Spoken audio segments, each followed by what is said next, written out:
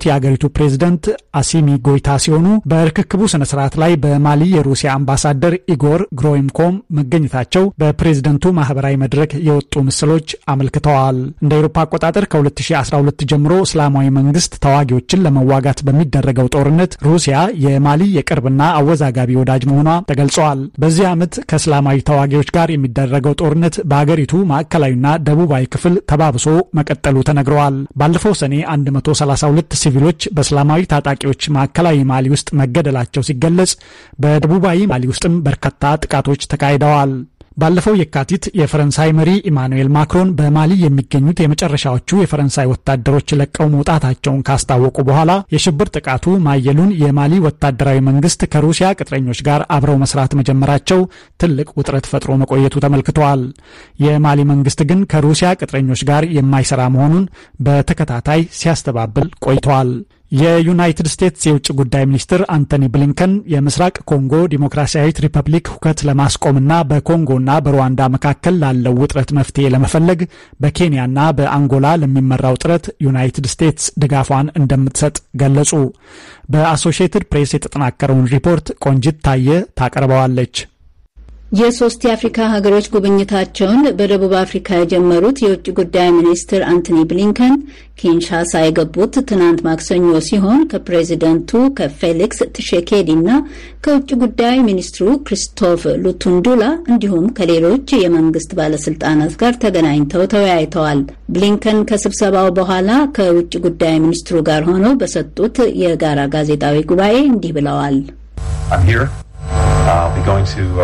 Rwanda tomorrow and a big focus የምስራቅ ኮንጎ ሁከት እንዲያከትም እንፈልጋለን። M23 እና ሌሎችም ታጣቂ ቡድኖች ትጥቃቸውን አስቀምጠው በድርድር ሂደቱ እንዲሳተፉ ጥሪ እናቀርባለን ብለዋል የውጭ ጉዳይ ሚኒስትሩ። ምስራቅ ኮንጎ ውስጥ የሚደርሱት ጥቃቶች ባለፈው ወር ውስጥ በእጅጉ ተባብሰዋል። M23 እያንሰራራ ሲሆን በማዕድን ሀብት የከበረውን አካባቢ ለመቆጣጠር የሚዋጉት ሌሎችም ታጣቂ ቡድኖች አካባቢውን ማወካቸውን እንደቀጠሉ ናቸው። ባለፈው ሳምንት መጨረሻ ብቻ በኮንጎ ኢቱሪ ክፍለ ግዛት ሁለት ሌሎች አማጺ ቡድኖች ባደረሱት ጥቃት ከ40 የሚበልጡ ሰዎች ተገድለዋል። ሩዋንዳ M23 የተባለውን ታጣቂ ቡድን እንደምትደግፍ የሚያሳዩት አሳማኝ ሪፖርቶች በጣም አሳስበውናል ያሉት የጉዳይ ሚኒስትር ብሊንከን በክልሉ ያሉ ሁሉም ወገኖች M23ንም ሆነ የትኛውንም ታጣቂ ቡድን መደገፋቸውን እንዲያቆሙ እንጠይቃለን ብለዋል። ኮንጎ ሩዋንዳን M23ን በመደገፍ ትከሳታለች። ሩዋንዳ በበኩሏ ወታደሮቿ ምስራቅ ኮንጎ ውስጥ ታጣቂውን ቡድን በመደገፍ እየተዋጉ ስለመሆናቸው ተጨባጭ ማስረጃ አለን የሚለው የተባሉት ሪፖርት አስተባብለዋለች። ሩዋንዳም በፈንታዋ ኮንጎን FDRL በሚል ምህጻረ ቃል የሚጠራውን በ1994ቱ የዘር ፍጅት ወቅት ከሀገሪቱ ሸሽተው በሄዱ ሁቶች የተቋቋመ አማጺ ቡድን ትደግፋለች በማለት ትከሳታለች። ይህ ጉዳይ መፍትሄ ሳያገኝ ክልሉ ሊረጋጋ አይችልም ብላለች ሩዋንዳ። ኮንጎ ግን ውንጀላውን አስተባብላለች። የዩናይትድ ስቴትስ የውጭ ጉዳይ ሚኒስትር አንቶኒ ብሊንከን በመቀጠል ወደ ሩዋንዳ ያቀኑና ከፕሬዚደንቱ ፖል ካጋሜና ከውጭ ጉዳይ ሚኒስትራቸው ጋር ይነጋገራሉ። አድማጮች፣ ይህ ዜና የሚተላለፍላችሁ ዋሽንግተን ዲሲ ከሚገኘው የአሜሪካ ድምጽ ራዲዮ ጣቢያ ነው። ሩሲያ ህገወጥ በሆነ መንገድ ወደ ራሷ ግዛት በቀላቀለቻት ክሬሚያ ውስጥ በሚገኘው የሩሲያ አየር ኃይል የጦር ሰፈር ትናንት በደረሰ ከፍተኛ ፍንዳታ አንድ ሰው ሲሞት 5 መቁሰላቸው ተነገረ። ባለስልጣናት የፍንዳታው መንስኤ ምን እንደሆነ አልገለጹም። የዓይን እማኞች ትናንት ማክሰኞ በአገሪቱ አቆጣጠር ከቀኑ 9 ሰዓት ተሩብ ላይ ቢያንስ 12 የሚደርሱ ፍንዳታዎች መድረሳቸውን እንደተመለከቱ ተናግረዋል። የሩሲያ መከላከያ ሚኒስቴር እንደ አውሮፓ አቆጣጠር ከ2014 ጀምሮ ሩሲያ በተቆጣጠረችው ሳኪ የጦር ሰፈር የነበሩ በርካታ የአየር ኃይሉ የጥይት ማከማቻ መጋዘኖች መፈንዳታቸውን አስታውቀዋል። ይሁን እንጂ መግለጫው በጦር ሰፈሩም ሆነ በአውሮፕላኖቹ ላይ ጥቃት አለመድረሱን አጽንኦት በመስጠት አስረድተዋል። ጥቃቱን ተከትሎ በዩክሬናውያን የማህበራዊ መገናኛ መድረኮች የኪየቭ ኃይሎች የጦር ሰፈሩን በረዥም ርቀት ሚሳይሎች መተውታል የሚል ወሬ በስፋት መሰራጨቱ ተሰምተዋል። ዩክሬን ግን ጥቃቱን አለማድረሷን አስታውቃለች። በቀድሞ ፕሬዝደንት ትራምፕ አስተዳደር የብሔራዊ ደህንነት አማካሪ የነበሩት ጆን ቦልተንን ለመግደል አሲረዋል በተባለ ኢራናዊ ሸርማን ፕራሳፊ ላይ ክስ መመስረቱን የዩናይትድ ስቴትስ ፍትህ ሚኒስቴር ዛሬ ባወጣው መግለጫ አመለከተ። ፑርሳፊ ግድያውን ለመፈጸም ያሴረው ዩናይትድ ስቴትስ በወቅቱ በኢራን ከፍተኛ ስልጣንና ተሰሚነት የነበራቸውን ጀነራል በአየር ጥቃት መግደሏን ለመበቀል እንደሆነ መግለጫው አመልክተዋል። ሸርማን ፑርሳፊ የኢራን እስላማዊ አብዮታዊ ዘብ አባል መሆኑን የገለጸው ኤፍቢአይ ከግድያው ጋር በተያያዘ ሴራ በከፍተኛ ደረጃ ተፈላጊ አድርጎ ካስቀመጣቸው ሰዎች ጋር የሚመደብ መሆኑን ተመልክተዋል። በመግለጫው ላይ ቦልተን የኤፍቢአይና የፍትህ ሚኒስቴር ባለስልጣናትን ማመስገናቸው ተጠቅሷል። የዩናይትድ ስቴትስ የጤና ባለስልጣናት የዝንጀሮ ፈንጣጣ ወይም መንኪፖክስ ክትባት ለማዳረስ የወጣውን እቅድ አጸደቁ። የዩናይትድ ስቴትስ የምግብና የመድኃኒት አስተዳደር ትናንት ባወጣው መግለጫ በአገሪቱ የተፈጠረውን የክትባቱን እጥረት በማየት ከዚህ በፊት ለእያንዳንዱ ሰው ይሰጥ ከነበረው ክትባት አሁን 1/5 እጅ ብቻ እንዲሰጥ ፍቃድ መስጠቱ ተመልክተዋል። ትናንት የወጣው የጤና ባለስልጣናቱ መግለጫ በአነስተኛ መጠን ተቀንሶ የሚሰጠው ክትባት ከሙሉ ክትባት እኩል ውጤታማ መሆኑን አስታውቀዋል። የዋይት ሃውስ ባለስልጣናት አዲሱ ፖሊሲ አሁን ያለውን 444,000 የክትባት መድኃኒት መጠን ወደ 2 ሚሊዮን ጥቃቅን የክትባት መድኃኒቶች እንደሚያበዛቸው ተናግረዋል። አንዳንድ የጤና ባለሙያዎች ስለ ውጤታማነቱ በበቂ መረጃ ላይ የተደገፈ ጥናት ባለመደረጉ የክትባቱን መጠን መቀነስ ተቃራኒ ውጤት ሊያመጣ ይችላል ሲሉ ስጋታቸውን ገልጸዋል። እስካሁን ወደ 625,000 ሙሉ የክትባት መድኃኒቶችን በየክፍለ ግዛቱ ማሰራጨታቸውንም ባለስልጣናቱ አመልክተዋል። አድማጮች፣ ለምሽቱ የተመደበው የዜና ሰዓት በዚህ አበቃ። ከቀሪ ዝግጅቶቻችን ጋር አብራችሁን ቆዩ።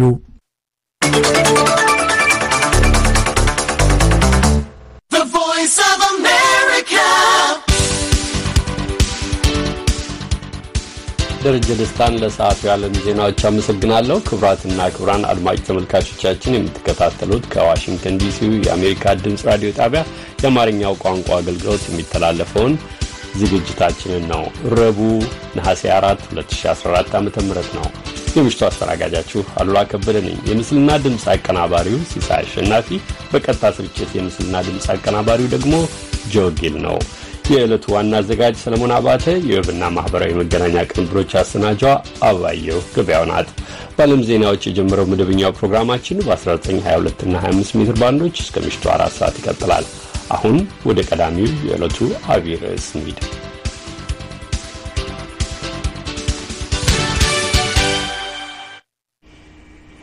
ኬንያ ተቀራራቢ ፉክክር የታየበትን ምርጫ ውጤት ቆጠራ ይዛለች።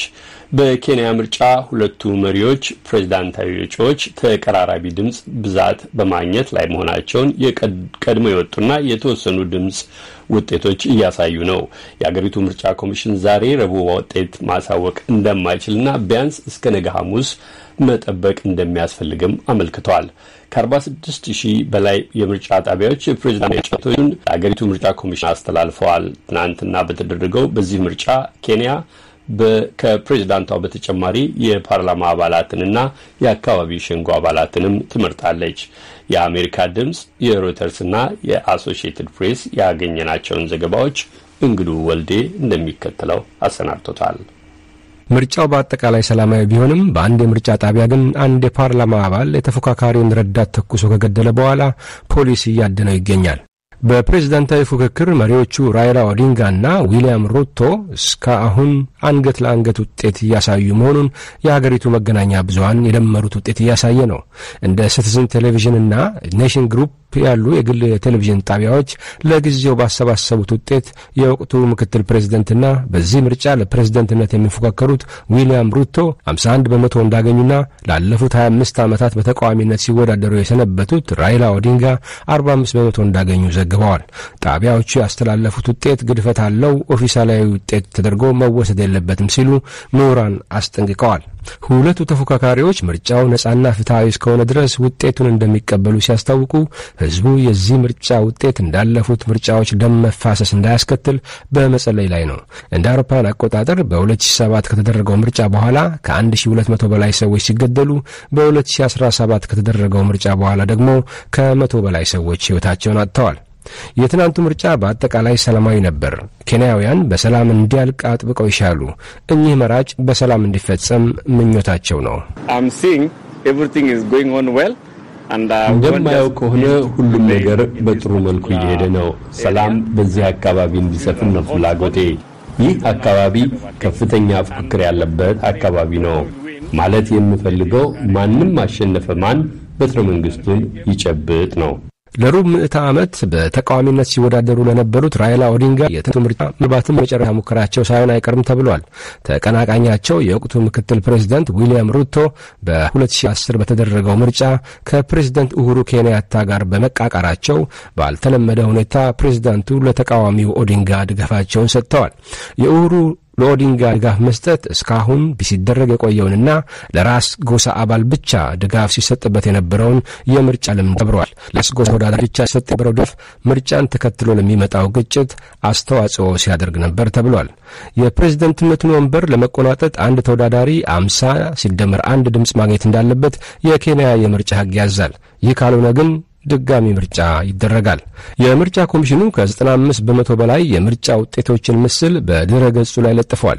በዚህ ምርጫ የነበሩት የምርጫ ጣቢያዎች ቁጥር 46636 እንደነበር ታውቋል። ኮሚሽኑ እንደሚለው 13.2 ሚሊዮን ወይም ከተመዘገቡ መራጮች 60 በመቶ የሚሆኑት በዚህ ምርጫ ድምጽ ሰጥተዋል።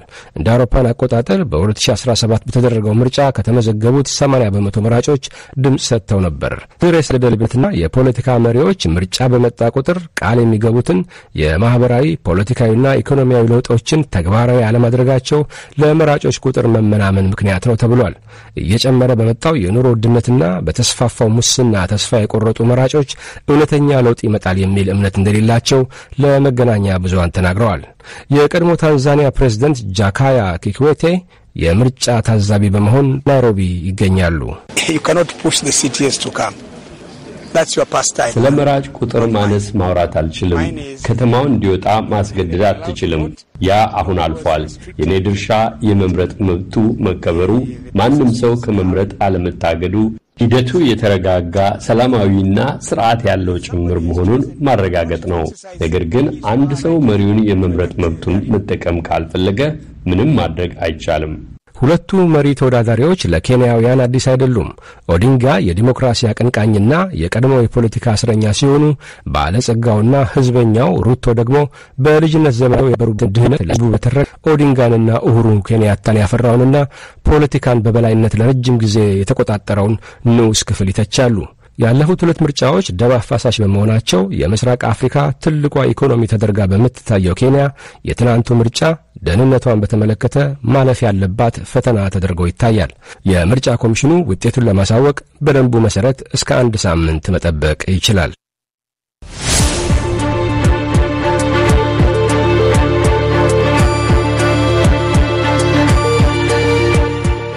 የአሜሪካ ድምጽ የሮይተርስና አሶሺየትድ ፕሬስ ያጠናቀሯቸውን ዘገባዎች ጨምቆ እንግዱ ያቀረበልን የኬንያ ምርጫ የተመለከተውን ዘገባ ነበር አድማጮች የተከታተላችሁት። ቆየት ብሎም በሁለተኛው አጋማሽ የኢጋድ ተወካዮች ሆነው የዚያ ከምርጫው በታዛቢነት የተገኙትን ኢትዮጵያውያን ያሉበትን ጨምሮ የትንታኔ ዘገባ በሁለተኛው አጋማሽ ይኖረናል። አሁን ወደ ተከታዩ ርዕስ እንሻገር። ጎሳቂዎች ድንበር አቋርጠው በመግባት በጋምቤላ ክልል በሚገኘው አኩጉ መጠለያ ጣቢያ ላይ ጥቃት በመፈጸም 2 ስደተኞችን ገድለው 1 ሰው ማቁሰላቸውን የክልሉ መንግስት አስታውቋል። የጋምቤላ ክልል ሰላምና ጸጥታ ቢሮ ምክትል ኃላፊ ኡቶ ኦኩቶ ለአሜሪካ ድምጽ እንዳስታወቁት ታጣቂዎቹ 2 ሕፃናትንም አፍነው ወስደዋል። ናኮር መልካ ነው የተከታተለው። የጋምቤላ መንግስት እንዳስታወቀው ከጎረቤት ደቡብ ሱዳን ቦማ ግዛት የተነሱትና በተግረው የገቡት የሙርሌ ታጣቂዎች ጥቃቱን የፈጸሙት በሳምንቱ መጀመሪያ ሰኞ ዕለት ነው። ታጣቂዎቹ በአኛዋ ዞን ዲማ ወረዳ ውስጥ በሚገኘው አኩጉ የስደተኞች መጠለያ ውስጥ ተኩስ መክፈታቸውን የክልሉ ሰላምና ጸጥታ ቢሮ ምክትል ኃላፊ አቶ ኡቶ ኡኮት ለአሜሪካ ድምጽ አብራርተዋል። 2 ነው 4 ሰዓት ሌሊት ላይ ወደ ካምፕ ሰርጎ በመግባት ጋምቤላ ክልል አኛዋ ዞን አኩጉ ካምፕ የሚባል ነው። ያ ካምፕ ውስጥ ከደቡብ ሱዳን በተለይ በቦማ ስቴትና ቡቻላ ካውንቲ አካባቢ ባለፈው በነበሩ ግግሮች ተፈናቅለው ወደዛ የገቡ ናቸው። የአኛዋና የሙርሌ ዜጎች እዛ ተጠልለው የሚገኙ አሁን ጥቃት ያደረሱ የሙርሌ ታጣቂዎች ናቸው። ድንበር አቋርጠው ገብተው ስደተኞች ላይ ጥቃት ያፈጸሙት። በጥቃቱ 2 ሰው ሞቷል፣ 1 ሰው ቆስሏል። ፍላጎታቸው ምንድነው? ብዙ የሚታወቅ አይደለም። ምክንያቱም እኛም ገብተን እነሱ ጋር ቁርኝት የለም። አሁን በተፈጠረው ግጭቶች ናቸው ሶስተው ወደኛ የሚገቡ እንጂ ተለለው የሚመጡ ኢትዮጵያ ውስጥ ራሳችን ገብተን የነሱ ባህል አጥንተን የምናውቀው ነገሮች ሁሉ ምክትል ኃላፊው ታጣቂዎቹ ህፃናትንም አፍነው ስለመውሰዳቸው ገልጸዋል። ሁለት ህፃናት ደግሞ አፍነው ወስደዋል። ሞርለ እየተመለሱም አሉ። ግን በብዛት አብዛኛው በዚህ አመት ታፍነው የተወሰዱ ህፃናት አሉ። እየተመለሰም የለም። የወሰዱ ህፃናት አሉ። ከ10 በላይ የገደሉ ሰዎች አሉ። ወደ 25 የሚሆኑ በሁለት ዞኖች በአኛዋ ዞን እና በኑዌር ዞን እነዚህ መሰል ናቸው። ተደጋጋሚ ጥቃት ናቸው። ከጥቃቱ ፈጻሚዎች መካከል በቁጥጥር ስር የዋለም ይሁን እርምጃ የተወሰደበት አለመኖሩን የጠቀሱት ምክትል ኃላፊው ታፍነው የተወሰዱትን ሁለት ህፃናትም እስካሁን ማስመለስ አለመቻሉን ተናግረዋል። አቶ ኡኮት ጥቃቱን መከላከል ያልተቻለበትን ምክንያትም አስረድተዋል። ጥበቃ ላይ ናቸው። ነገር ግን ሰፊ ነው። ካምፑ ጫካ ነው። ዙሪያ ደግሞ አልታጠረም። እንደ ሌሎች ስደተኞች ካምፖች ተጣጥረዋል እና ክፍት ሰበረ ጥበቃዎች ያዛቸው ታውቁ ከርቻሉ በዛ ባልታሰበ ቦታ ገብቶ ነው ጥቃት የፈጸሙ። ብዙ አይደሉም። ተወሰነ ለደፋጣና ለጥቃት ለመሰንዘር የተዘጋጁ አይደል ነው። የደቡብ ሱዳንና የኢትዮጵያ ባለስልጣናት የሙርሌ ታጣቂዎችን ጥቃት በጋራ ለመከላከል ከዚህ በፊት ውይይት ማድረጋቸውን የጠቀሱት ምክትል ኃላፊው ጥረቱ ተጠናክሮ እንደሚቀጥል ተስፋ እንደሚያደርጉ ጠቁመዋል። የሁለት መንግስታት ግንኙነት ባለፈው በጁባ ላይ ጋምቤላ ክልል ፕሬዝዳንት ጨምሮ የፌደራል ከፍተኛ አመራሮች በጁባ ከተማ ከደቡብ ሱዳን ከፍተኛ አመራሮች ጋር ውይይት አድርጓል። በዚህ በተለይ ሙርሌ በየጊዜ ድንበር አቋርጦ ጥቃት ይፈጽማል። ይሄን በዘላቂነት ለመፍታት እሱን የተጀመረ ሙከራ አለ። ቀጣይ በዚህ በኢትዮጵያ በጋምቤላ አካባቢ ለዚህ የሁለቱ መንግስታት ኢትዮ ሳውዝ ሱዳን ግንኙነት ለማድረግ የተያዘ ይቀጣል። በዚህ በሁለቱም የሀገራት ግንኙነት የሚፈታው ነው። ግን የአካባቢ ታጣቂዎች ሚሊሻዎች ራሳቸውን እንዲጠብቁ በየጊዜው ጥሪ ያደረግነው ነው ያለው። ይሄንኑ እናጥለን ያው በቀጥ ያለው የቦማ ስቴት በተለይ ግሬተር ቪጎር ጋር መልካም ግንኙነት እንዲፈጠር በዛ በሚደረገው መድረክ እኔም አምናለሁ። ለዚህ የዚህ አካባቢ አመራሮች ይገኛሉ የኤክስፔክት አደርጋለሁ። ጉዳዩ የስደተኞች ከመሆኑ ጋር ተያይዞ ለምሳሌ የስደተኞች ጉዳዩ እንዲከታተል ተጨማሪ ጥበቃ እንዲመደብ አጥር እንዲኖረው በዚህ ጉዳይ ሲተሰራካል ያው እሱ ያው ራሳቸውን ሊያደርጉ ይችላሉ። እኔም በዚህ ጉዳይ ላይ መልስ ላልሰጥ ይችላል። ስለመጠለላቸው ስለ እንትኑ ምግባቸው ደህንነታቸው ያው እንደ ሀገር ኃላፊነት ስላለብን ያው የሚጠበቅብን ያው መውጣት ነው። ጥቃቱን በተመለከተ በጋምቤላ ክልል ከሚገኘው የስደተኞችና ከስደት ተመላሾች ጉዳይ አስተዳደር ቅርንጫፍ ጽሕፈት ቤት ኃላፊ አቶ የውልሰው ንጉሴ ምላሽ ለማግኘት ያደረግነው ጥረት አልተሳካም። የሙርሌ ጎሳ ታጣቂዎች በዚህ ዓመት ተደጋጋሚ ወደ ኢትዮጵያ በመግባት ሰዎችን መግደላቸውንና ህፃናትን አፍነው መውሰዳቸውን እንዲሁም ከብቶችን መዝረፋቸውን የገለጸው የጋምቤላ ክልል መንግስት በስደተኞች መጠለያ ላይ ሲፈጸሙ ያሁኑ ለሁለተኛ ጊዜ መሆኑን አስታውቋል። ባለፈው ሰኞ በተፈጸመው በዚህ ጥቃት ዙሪያ እስካሁን ከደቡብ ሱዳን መንግስት የተሰማ ነገር የለም። ባለፈው የካቲት ወደ ጁባ የተጓዘው በህዝብ ተወካዮች ምክር ቤት አፈ ጉባኤ ታገሰ ጫፎ የተመራ የኢትዮጵያ የልኡካን ቡድን በሙርሌ ታጣቂዎች የሚፈጸመውን ጥቃት ጨምሮ በሌሎችም ጉዳዮች ላይ ከደቡብ ሱዳን ፕሬዝዳንት ሳልቫኪር ማያርዲት ጋር መወያየቱ ይታወሳል። ለአሜሪካ ድምጽ ናኮር መልካ ካምቦ።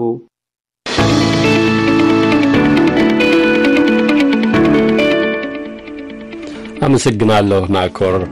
ክቡራትና ክቡራን አድማጮች ተከታዩ የመጽሔት ርዕስ ደግሞ በዛሬው ዕለት የተሰጠ ጋዜጣዊ መግለጫን ይመለከታል። በኢትዮጵያ በተለይም በክልሎች የሚታየው የፍርድ ቤቶችን ትዕዛዝ ያለማክበርና ያለመፈጸም ችግር ህብረተሰቡ በፍትህ ስርዓቱ ላይ እምነት እንዳይኖረው የሚያደርግና መስተካከል የሚገባው ተግባር ነው ሲሉ የኢትዮጵያ ጠቅላይ ፍርድ ቤት ፕሬዝዳንት መዓዛ አሸናፊና ምክትሎቻቸው በጋራ በሰጡት ጋዜጣዊ መግለጫ አመልክተዋል። ይህም ሆኖ የፍርድ ቤትን ገለልተኝነትና የዳኝነትን ነጻነት በተመለከተ ባለፉት 3 ዓመታት መሻሻሎች መኖራቸውን ነው ወይዘሮ መዓዛ አሸናፊ ለጋዜጠኞቹ የተናገሩት። የጠቅላይ ፍርድ ቤት ፕሬዝዳንት መዓዛ አሸናፊና ምክትሎቻቸው ዛሬ በአዲስ አበባ በሰጡት በዚህ መግለጫ በአገሪቱ የፍትህ ስርዓት በተለይም በዳኝነት ነጻነትና በፍርድ ቤት ገለልተኝነት ዙሪያ በሚታዩ ችግሮች ላይ ከጋዜጠኞች ለተነሱ ጥያቄዎችም ምላሽ ሰጥተዋል። ፀሐይ ዳምጠው ተከታትላው ተከታዩን አጠናቅራለች።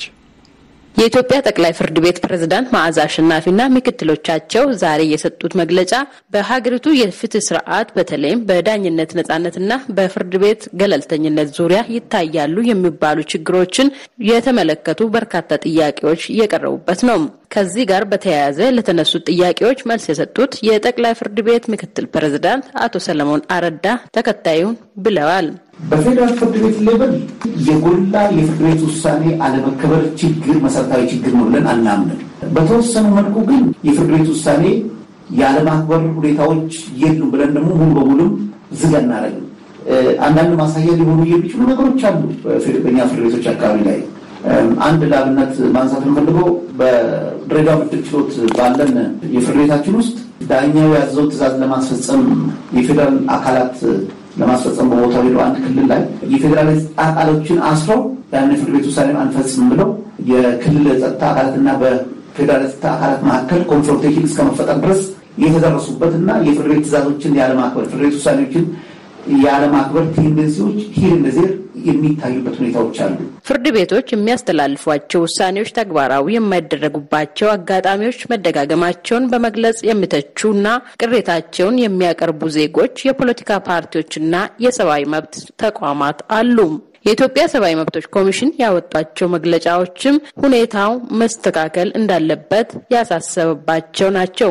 ኮሚሽኑ የኢትዮጵያ ሰብአዊ መብቶች ሁኔታ ዓመታዊ ሪፖርት በሚል ባለፈው ሰኔ ባወጣው ሪፖርት ይህንን ጠቁሟል።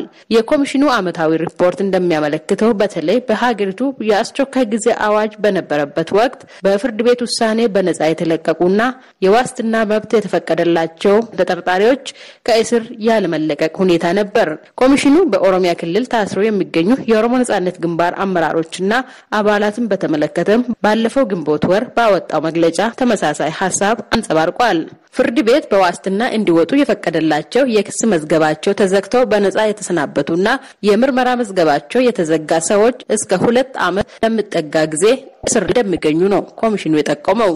የፍርድ ቤትን ትዕዛዝ ካለማክበር ጋር የተያያዙ ችግሮች መኖራቸውን የሚያምኑት የጠቅላይ ፍርድ ቤት አመራር ችግሮቹን አንስተው ከክልሎች ጋር መወያየታቸውን ተናግረዋል።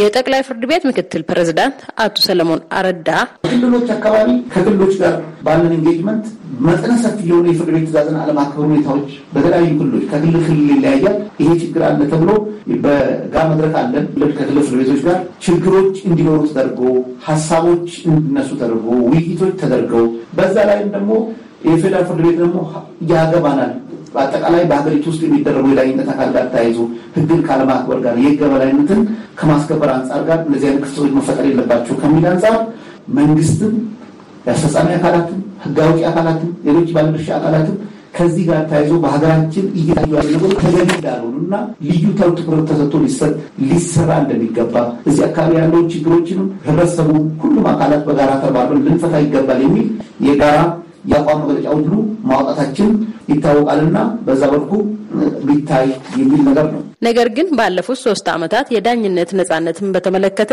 ጉሊ መሻሻሎች እንዳሉ የጠቅላይ ፍርድ ቤት ፕሬዝዳንት መዓዛ አሸናፊ አስረድተዋል።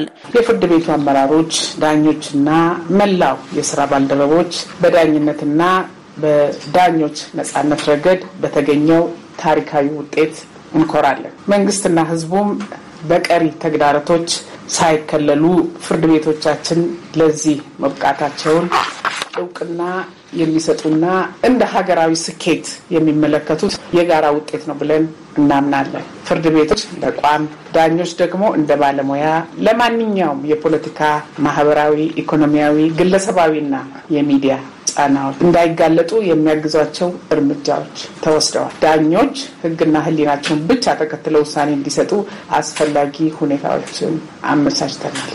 ይህ አካሄድ ለሕግ የበላይነት አስፈላጊ በመሆኑ ተጠናክሮ መቀጠል ይኖርበታል።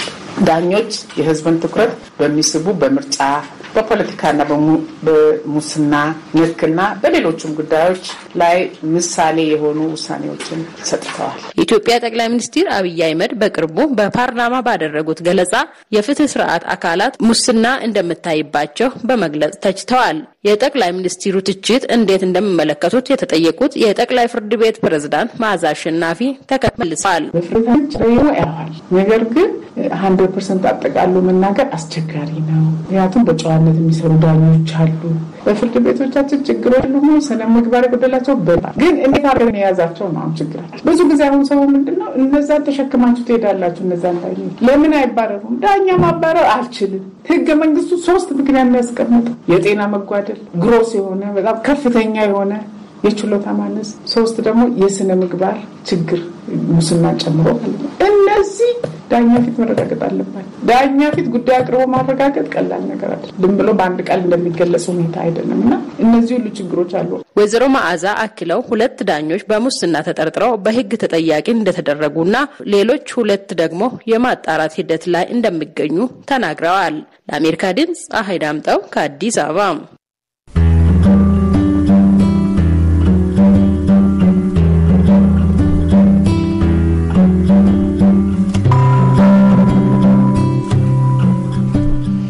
አመሰግናለሁ ፀሐይ። አድማጮች በተከታዩ ርዕስ ደግሞ ወደ ዓለም አቀፍ ርዕሰ ጉዳዮች ነው የምንሻገረው። ቀዳሚውም ወዲህ ወደ ዋሽንግተን ወደ ዩናይትድ ስቴትስ ይመልሰናል።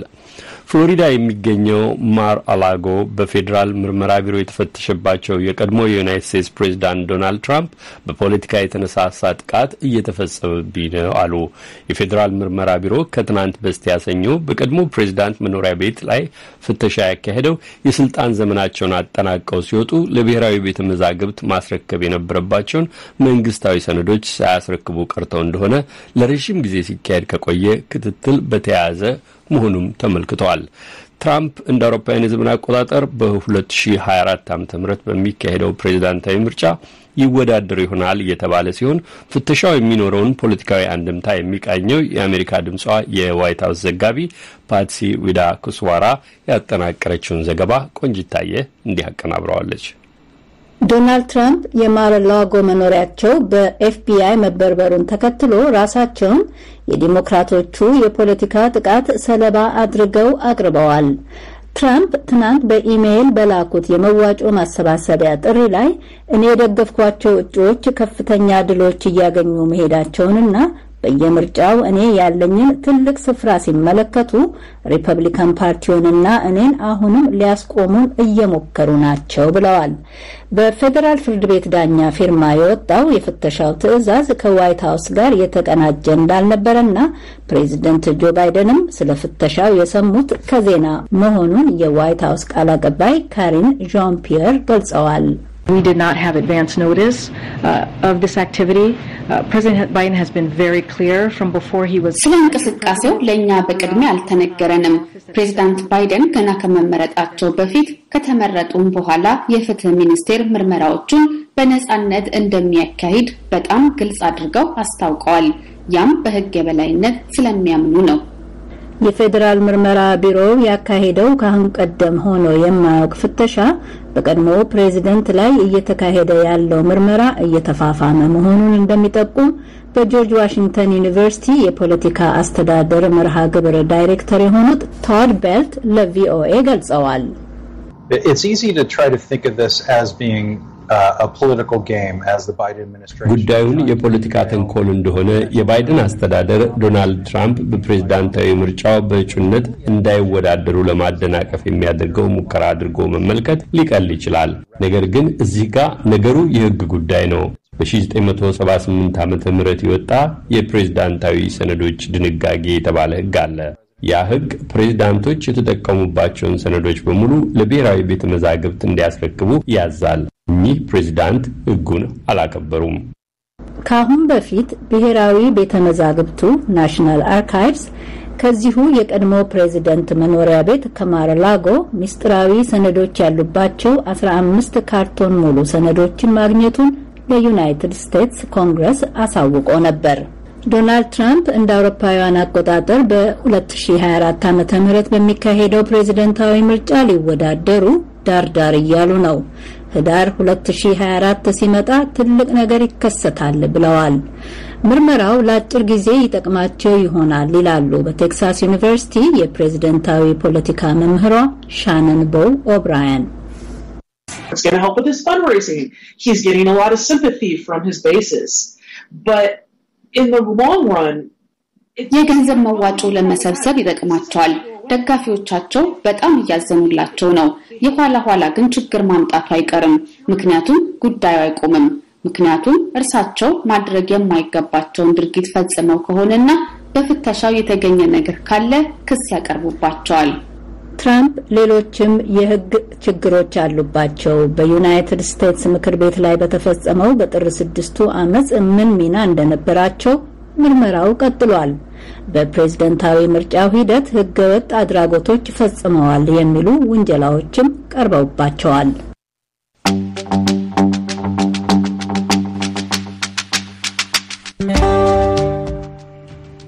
አመሰግናለሁ ቆንጂት።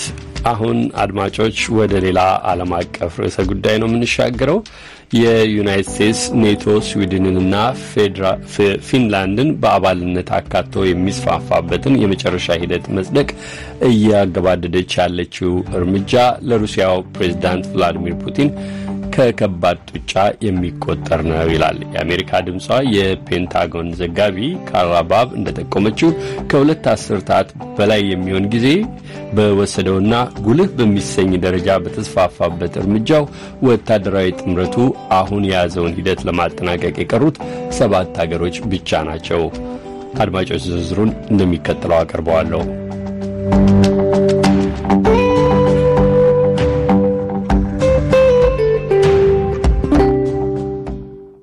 ሩሲያ በዩክሬን ላይ ላደረሰችው ወረራ ቀጥተኛ ነው በተባለ ምላሽ የዩናይትድ ስቴትስ ፕሬዝዳንት ጆ ባይደን ትላንት ማክሰኞ ኔቶን በአባልነት ይቀላቀሉ ዘንድ ለፊንላንድና ስዊድን ይፋ ድጋፋቸውን ሰጥተዋል። And in a moment when Putin's Russia has shattered peace and security in Europe, when autocrats are challenging the very foundation የፑቲን ሩሲያ በአውሮፓ ሰላምና ደህንነትን ባደፈረሰችበት አምባገነኖች በሕግ የሚመራ ስርዓት መሰረት ራሱን በሚፈታተኑበት ወቅት የሰሜን አትላንቲክ ሀገሮች ህብረት ጥንካሬና ዩናይትድ ስቴትስ ለኔቶ ያላት ቁርጠኝነት ከምን ጊዜውም በላይ አስፈላጊ ነው። ፊንላንዳውያንና ስዊድናውያን የጥምረቱ አባል በመሆናቸው ጥምረቱ ባለው ኃይል ላይ መጠነኛ የሚሰኝ ነገር ግን የተራቀቀ ወታደራዊ ኃይል ያክላሉ። ፊንላንድ ጥምረቱን በመቀላቀሏም ኔቶ ከሩሲያ ጋር የሚዋሰንበትን ድንበር የቆዳ ስፋት ከ1300 ኪሎ ሜትር በላይ ያሰፋዋል። ዋና መቀመጫውን እዚህ በዋሽንግተን ዲሲ ያደረገው ፋውንዴሽን ፎር ዲሞክራሲ ከተባለው ተቋም ጋር የሆኑት ብራድሊ ቦውማን እንደሚሉትም እርምጃው የፑቲንን ስሌት በቀጥታ የሚነካ ነው። If you're a Russian military planner or you're Vladimir Putin, you're contemplating aggression against NATO, right? And you're planning የሩሲያን ወታደራዊ ዕቅድ የምትነድፈው አንተ ብትሆን ወይም ቭላዲሚር ፑቲንን ብትሆን እና በኔቶ ላይ ጥቃት ለመሰንዘር ምናልባትም ይህን ዕቅድህን በጥቁር ባህር ክልል ወይም በባልቲክ አካባቢዎች ወይም በሌላ አካባቢ ለመፈጸም እያውጠነጠንክ ከሆነ እናም ያን ብታደርግ ከፊንላንድ አቅጣጫ ሊመጣብህ የሚችለውን ለማሰብ መገደድህ አይቀርም። ዩናይትድ ስቴትስ ለዩክሬን ተጨማሪ $1 ቢሊዮን አዲስ ወታደራዊ እርዳታ ይፋ ባደረገች ማግስት የመከላከያ ሚኒስትር ሎይድ ኦስቲን በባልቲክ ግዛቷ ላቲቪያ የሚገኙትን የአሜሪካ ወታደሮች ጎብኝተዋል።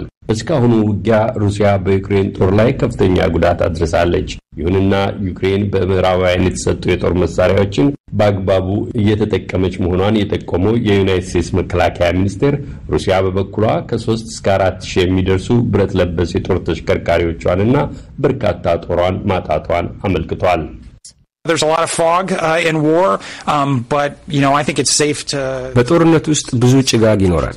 ሆኖም እንደምትረዱት ሩሲያውያን ምናልባትም 6 ወር ባልሞላ አጭር ጊዜ ውስጥ 70 እና 80 ሺህ ያህል ሰዎችን ሳያጡ እንዳልቀሩ መገመት ይቻላል። በሰሜን ማዕከላዊቱ የዩክሬን ግዛት በምትገኘው የቡቻ ከተማ በያዝነው ሳምንት ዩክሬናውያን ማንነታቸው ያልተለዩ የሩሲያ ጦር ሰለባ የሆኑ ዜጎቻቸውን አስከሬን ሲቀብሩ ሰንብተዋል። ትላንት ማለዳ ላይ ክራይሚያ ከሚገኘው የሩሲያ ጦር ሰፈር ከባድ የፍንዳታ ድምፅ ከተሰማ በኋላ ከፍተኛ መጠን ያለው ጭስ ሲትጎለጎል ተስተውሏል። በፍንዳታው አንድ ሰው መገደሉን የክራይሚያ አገረ ገዢ ተናግረዋል። ሩሲያ ፍንዳታው በጦር ሰፈሬ ሆን ብዬ ያደረግኩት ነው ብትልም አንድ ከፍተኛ የዩክሬን ወታደራዊ ባለስልጣን ግን ጦራቸው የፈጸመው ጥቃት ውጤት መሆኑን ተናግረዋል።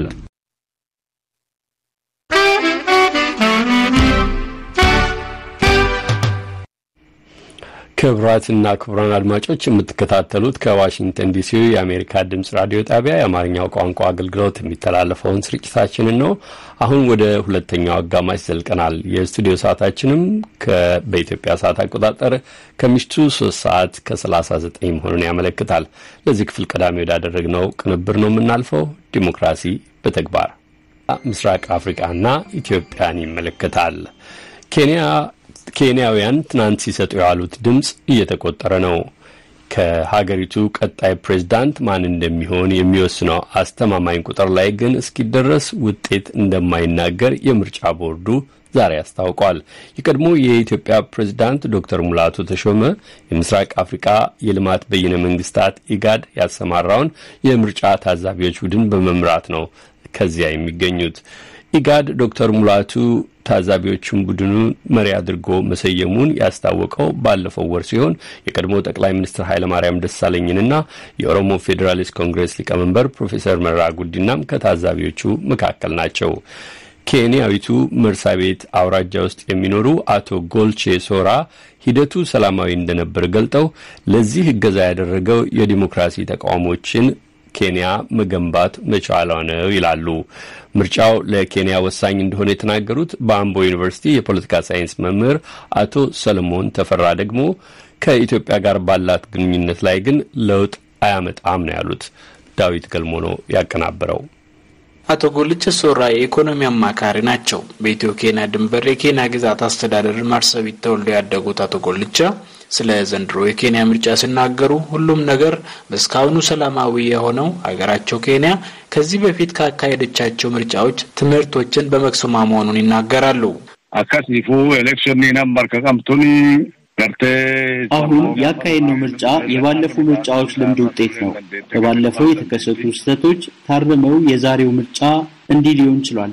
ይህ ያሁኑ ምርጫ እንዲህ መልካም ሊሆን የቻለው ያሉን የህዝባዊ ተቃውሞቻችን ከጫና ውጪ በመሆናቸው ነው። የህግ አውጪ፣ ህግ አስፈጻሚ፣ ህግ ተርጓሚ እንዲሁም የምርጫ ቦርድ ተቋቁሟል። በተለይ የምርጫ ቦርዱ ከፖለቲካ ፓርቲዎች ጫና ተላቆ አሁን ምርጫውን በማካሄድ ላይ ነው። አሁን ምርጫው ተጠናቆ የድምጽ ቆጠራው በመከወን ላይ ነው። እኔም ሙያሌ ነው ያለሁት። ሁሉም በሰላም እየተከናወነ ነው።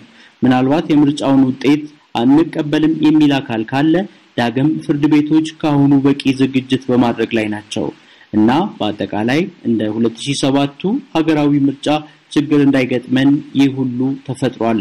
አሁን ፍራቻ በጥቂቱ ቢኖርንም ያን ያህል የከፋ ነገር ይመጣል ብለን አናስብም። አቶ ጎልቼ አክለው በተለይ በምርጫ ሂደቱ ላይ የሲቪክ ማህበራት ተሳትፎም ከፍተኛ መሆኑን ጠቁመው ሁሉም በየፊናው መሳተፉ በአገሪቱ የዲሞክራሲ ባህል እንዲሻሻል አዎንታዊ ሚና ተጫውተዋል ብለዋል። ባልቲፓርቲ 1992 ታኔ ሞይኒ ዳዳቤና 1992 የመድብለ ፖለቲካ ፓርቲ ሂደት በሀገሪቱ ተጀመረ። የበፊቱ የሀገሪቱ መሪ ዳንኤል አራፕ ሞይ ሲደክማቸው ወረዱ። በዚያም በ2010 አዲስ ህገ መንግስት ረቆ ጸደቀ። ይህ ከነጭ አገዛዝ ነፃ ከወጣም በኋላ አዲስ የተቀናጀነው ነፃነት ነበረ። እናም ኬንያ በየቀኑ የምትሻሻል ሀገር ናት ብለን ነው ሀገሪቷን የምናየው። በዚያ ላይ የሀገሪቱ መከላከያ ኃይል በፖለቲካ ጣልቃ አይገባም። ፖሊስና የጸጥታ ኃይልም እንዲሁ በዚህ ረድፍ እንዲገባ አይፈቀድለትም። በተጨማሪም የኬንያ የመገናኛ ብዙሃን በጣም የተደራጁ ናቸው። የሆነ ነገር ሚዛን ስቶ ቢሆን በስፋት ዘገባ በመስራት የዲሞክራሲ ግንባታ ላይ በንቃት እየተሳተፉ ናቸው። ለዚህ ነው ሀገራችን በዚህ ረገድ ጠንካራ የሆነች የመጣቸው። አቶ ጎልቼ የተረጋጋች ሀገር ለመፍጠር ፍትሃዊ ምርጫ መሰረታዊ ክንዋኔ መሆኑን ጠቁመው ታዛቢዎቻቸውን ወደ ኬንያ የላኩ ሀገሮችም ብዙ ትምህርት ሊቀስሙ እንደሚችሉ ተናግረዋል። አቶ ሰለሞን ተፈራ በአምቦ ዩኒቨርሲቲ የፖለቲካል ሳይንስ መምህር ናቸው። ኬንያ በዲሞክራሲ ግንባታ ሂደት የተሻለች ሀገር ነች ይላሉ። ዋናው መሰረቱ ነገር ምንድነው? አንድ ሀገር በጣም መሪዎቹ ቢቀያየሩ ማለት ደግሞ አንድ መሪ ቢቀያየር ሊያደርግ የሚችሉ ዋና ነገሮች አንደኛ የሀገር መንግስት ግንባታ ነው። የሀገር መንግስት ግንባታ እጅግ ወሳኝ ነውና አንድ ሀገር መሪዎች ቢቀየሩ እንኳን የሀገር መንግስት ግንባታ ካለቀው የሚመጣ መሪ ከሀገር ውስጥ ካሉ ፖሊሲ በስተቀር ይሄ ሲግኒፊካንት የሆነ ነገሮች ያሉ ነው የሚቀየሩት አይኖርም። ስለዚህ ከእኛ ምንም ምልክት መያዝ አለበት ተብሎ ተስማምቷል። ለምሳሌ ፕሬዚደንሻል ሲስተም መያዝ አለበት ተስማምቷል። ስለዚህ በዛ አንዱ ውጤታማ እንዲሆን ያደርጋል። ሁለተኛ የሀገር መንግስት ግንባታ ነው። የሀገር መንግስት ግንባታ ነው ተቋማቶችን ሪፈር የሚያደርገው በተለይ የዲሞክራሲ ተቋማቶች ተቋማቶች የሚባሉት ለምሳሌ ፍርድ ቤት፣ ምርጫ ቦርድ እና መከላከያ፣ ፖሊስ፣ ሰብአዊ መብት ኮሚሽን እነዚህ በስቴት ግንባታ ወይ ደግሞ ሀገር መንግስት ግንባታ ውስጥ የሚጠሩ ምክንያቱም የሀገር መንግስት ግንባታ አለቀ የሚባለው ያለ ተቋማቶች በጣም ጠንካራ ነው ማለት ነው። ስለዚህ ሲስተሙን የሚጠብቅ ኦልሬዲ እንደዘመኛ የሚጠብቅ ማንኛውም መሪ ቢመጣው እንደሚሰጡ የሚጠብቅ የሀገር መንግስት ግንባታ ስላለቀው የኬንያ ምርጫው በጣም ሰላማዊ እንደሆነና የግለሰቦች ፍላጎት እንዳይቀባረቅ እነዚህ ተቋማቶች የፊት ተቋማቶች ወጥሮ ስለሚይዙ ለዛ ነው። ለምሳሌ ባለፈው የኬንያ ምርጫ ህዝቡ ምርጫቶ ወሮቴ ተከሸነፈ በኋላ ፍርድ ቤቱ የተቃዋሚ ፓርቲ ምክስ ያቀረበ በኋላ ፍርድ ቤቱ ውድቅ አደረገውና እንደገና ምርጫ እንዲያደርግ የሀገር መንግስት ግንባታ ስላለቀ ነው። ተቋማቶች ስለጠንከሩ ፍርድ ቤቱ ገለልተኛ ነው፣ ምርጫ ቦርድ ገለልተኛ ነውና ይሄ ነው ሌሎች ሀገሮች በዚህ ቢማሩ የተሻለ ዲሞክራሲ እና ተዋራሪ ያለ ፍትሃዊ ያለ ዲሞክራሲ እና ምርጫ ማካሄድ ይቻላል። ስለዚህ በዚህ ውጤታማ እንዲያደርጉ ሁለት መሰረታዊ ነገሮች ናቸው ባጭሩ ማለት ሀገር መንግስት ግንባታና የሀገር ግንባታ ነው። መምህር ሰለሞን ምርጫው በኢትዮጵያ ላይ ስላለው ትርጉምም አብራርተዋል። ሁለቱም አሁን መሳሪያ የሚጠበቁት ሁለቱም መሪዎች ወዲያም ለምሳሌ የኡሁሩ ኬንያታ ምክትል ፕሬዝዳንት ነበርና ይሄ ማለት የኡሁሩ ኬንያታውን የፖለቲካ የውጭ ጉዳይ ፖሊሲ ላይ የሀገር ውስጥ ጉዳይ ፖሊሲ ላይ ስማሙ ማለት ነው። በተሻለ መጠን ማለት ነው በተወሰነ መጠን እና ኦዲንጋ ምን ያለ ዲፍረንስ ከኡሁሩ ተጋያለው አሁን የኬንያ አስተዳደር መሪጋ ብዙም ሲግኒፊካንት የሆነ ዲፍረንስ አለ ተብሎ አይጠበቅም። ስለዚህ ዞሮ እነዚህ የኡሁሩ ኬንያታ የነበሩ የፖሊሲውም እና የኢትዮጵያው ጉዳይነቱን በዛ ሊቀጥል ይችላል። ሁለተኛ ግን እዚህ ጋር መታወቅ ያለበት የምስራቅ አፍሪካ ሀገሮች almost all the same national interest ያላቸው ሀገሮች ናቸው። ይሄ ሊያስተሳስሩ የሚችሉ ለምሳሌ ኬንያ ያለ ኢትዮጵያ ያለ ኬንያ መኖር የማትችልበት ወይም ደግሞ ኬንያ ያለ ሱዳን ያለ ኬንያ መኖር የማትችልበት በእነዚህ ትብብር የማትኖርበት ሁኔታዎች አሉ። ለምሳሌ የአልሸባብ ጉዳይ ወይ የሽብር ጉዳይ ሁሉ የአፍሪካው ቀንድ እንዳሰሱ ብለውና ስለዚህ ሁለቱም ሀገሮች ኢንቴግሬሽን ይጠብቃል። ለምሳሌ ኢጋድ ብትወስድ እነዚህ የኬንያና ኢትዮጵያ የኢጋድ አባል ናቸው፣ ሱዳን የኢጋድ ናቸው። ይሄን ለምንድን ነው ያደረጉት? ምንድን ነው ዋናው የሴኩሪቲ ጉዳይ የስብስብ የአፍሪካ ቀንድ ሳለ ነው።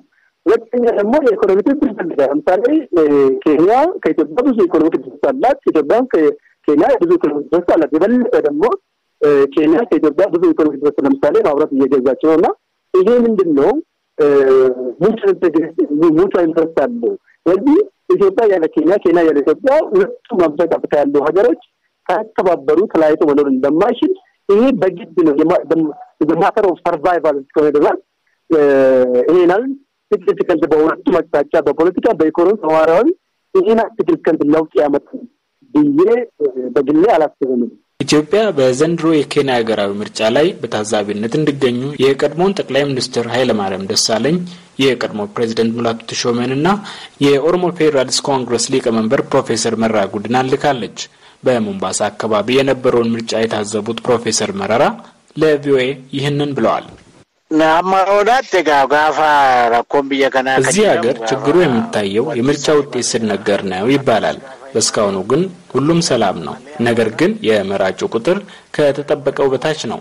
በአፍሪካ ደረጃ ግን የተሻለ ምርጫ ነው።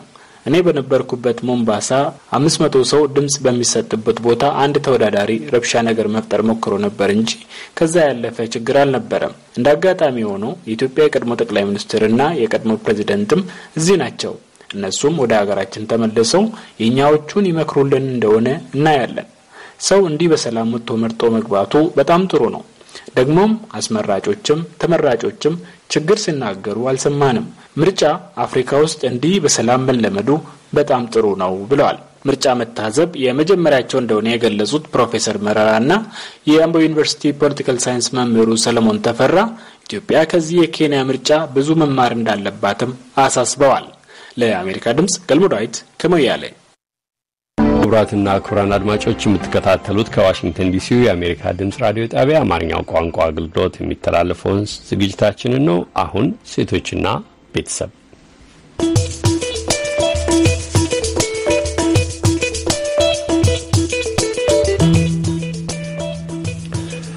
በዛሬው ሴቶችና ቤተሰብ ዝግጅታችን እንደ አውሮፓውያን የዘመን አቆጣጠር በ2015 ዓመተ ምህረት ከሆስፒታሎች በተወሰደ መረጃ መሰረት ኢትዮጵያ ውስጥ በአመት 150 ሺህ የካንሰር ህሙማን የሚመዘገቡ ሲሆን ከነኚህም ውስጥ 6000 ያህሉ ህፃናት መሆናቸውን ቢኤምሲ ካንሰር የተሰኘ ህክምና መፍትሄ ወይም የመጽሔት አዘጋጅ ጆርናል ዘግቧል።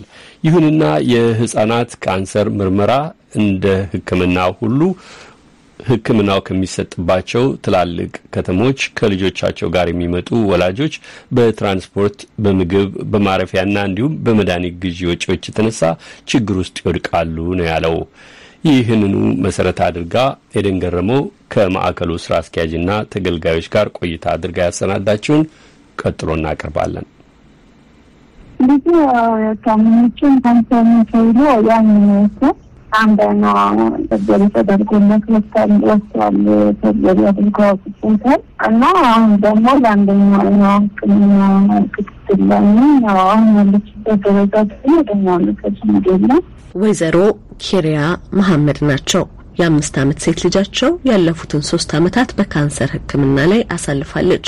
ወይዘሮ ኪሪያ ከቡታጅራ ወደ አዲስ አበባ ጥቁር አንበሳ ሆስፒታል ሪፈር ተጽፎላቸው ሲመጡ ማረፊያ ቤትና ቤት ዘመድ ባለመኖሩ የተነሳ ለ3 ወራት ያህል በሆቴል ቤቶች ውስጥ በማረፍ ልጃቸውን ለማስታመም መሞከራቸውን ይገልጻሉ። ከጊዜ በኋላ ግን የያዙት ገንዘብ በመድኃኒት በምግብና በተለያዩ ወጪዎች አልቆ በተቸገሩበት ሰዓት ተስፋ አዲስ የህፃናትና ወላጆች የካንሰር ህሙማን ጋር በጥቁር አንበሳ ሆስፒታል እንደተገናኙ ይገልጻሉ። ምንም አልነበረም። እዚህ ድርጅት እስከምገባ አልጋ ነበረኝ ነበር። ደርጎ ያደር ለተሰማ ምንም አልነበረም። ለሶስት ወር ምናምን አልጋ ነበረ ሲመላለስ ቀሎ ከዛ በኋላ እዚህ ከገባሁ በኋላ ግን ያው ብዙ ነገር ተሸፍኖልኛል። ደህና ቦታ ላይ ያለነው ማረፊያለን ምግብ አለ ማለት ከሆስፒታል መድኃኒት ሲመጣ መድኃኒት ይገዙልናል እና ከዛ ማለት ቸርኮ ምርመራዎች አንስቲ ስካንና ዛና አስፈላጊ ምርመራዎች ጥቁር አንበሳ ውስጥ ሲበላሽ ውጭ ከፍለን ያስፈልጋል። ከዚህ በፊት ደግሞ ያው ትሬኒንግ ማድረግ ያስፈልጋል። ብዙ ጊዜ ወደ 5 ጊዜ ምናምን አንድ ጊዜ ብሬና ማድረግ 5000 ብር ምናምን ነው ተከፍሎ የሚመስል ወደ 4 ጊዜ ተሰጥቶልኛልና ለክራይማ ደግሞ ምክትል ነገር ያስፈልጋል ተብሎ 8000 ብር ተሰጥቶልኛል። እና ብዙ ድጋፍ ነው ያለው። ሳምንት ተጨማሪ አለ ልጆችን ቀይ ወራታችን ነው በቃ በጥቅሉ በጣም ጥሩ ነው።